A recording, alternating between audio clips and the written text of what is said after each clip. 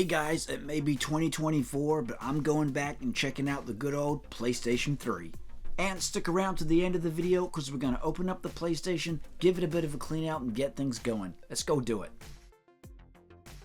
So here it is, my old school PlayStation 3. Got this back in about 2012, something like that.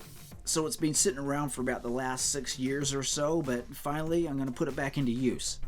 And I got myself some decent cables this time around, the component cables, puts it into HD. Also have my PlayStation 5 hooked up to my TV.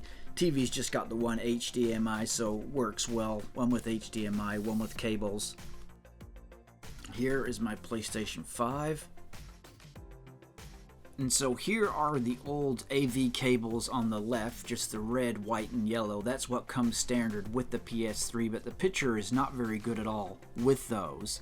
So definitely, just for not many dollars at all, under 10 bucks, you can pick up these component cables. These are just pretty much the basic ones, and they do a great job of putting your PS3 into HD. You can get much more sophisticated ones as well, but these ones do the job very well. And they also work on your PS2 as well. And so to set up your component cables, you just scroll down to display settings, into video output settings, and then you just set it up from there. Choose component with the green, blue, and red.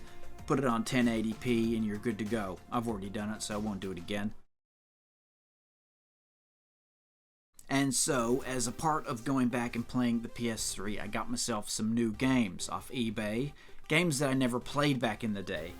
These are good quality games, already started on the 007 Quantum of Solace. Really cool.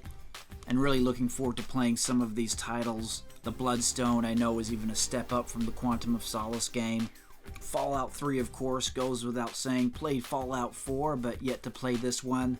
LA Noire, I know that's a really good game. Never played that either.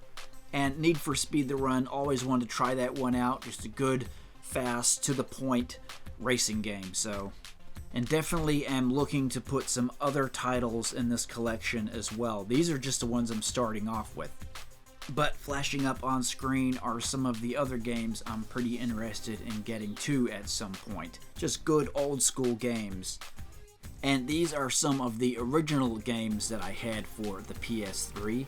Played through all these, all completed, really good games. I recommend every one of them. But I'm kind of going back now, finding some really cool titles that I didn't play back in the day. Don't get me wrong, modern day gaming on the PS5 is very awesome. The games look awesome, and there are some very good modern day games, of course, we all know that. But there's nothing quite like going back and playing some of the classics. Was actually originally going to go back and get a PS2 and play some of those old school games, but I already had the PS3 and figured there's a ton of good games on there that I never got around to playing, so I'm doing that now. And a lot of these type of games on the PS3 you just can't get nowadays. Still got the old school box my PS3 came in, must have had that about 12 years.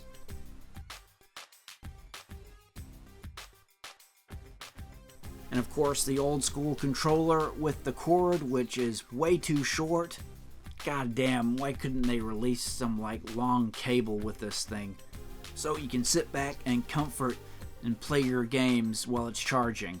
And to top it off, I already had a couple of old school PS1 classics on the PS3, but I went into the PS Store in like March of 2024.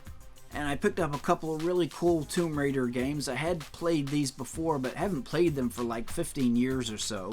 And they were both going at like 10 bucks each, so I figure it's like now or never to get them. And so I got Tomb Raider 4 and Tomb Raider 5, which is the Chronicles. Both really good games. Can't even remember them. As I say, I played them a real long time ago, so that's just a nice wee bonus to get too. Maybe before the PS3 store disappears forever, you never know, so.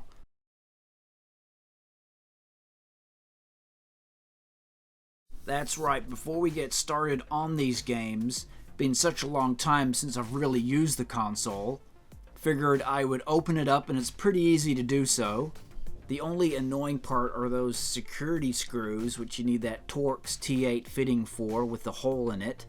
So went out and brought one of those to get into it.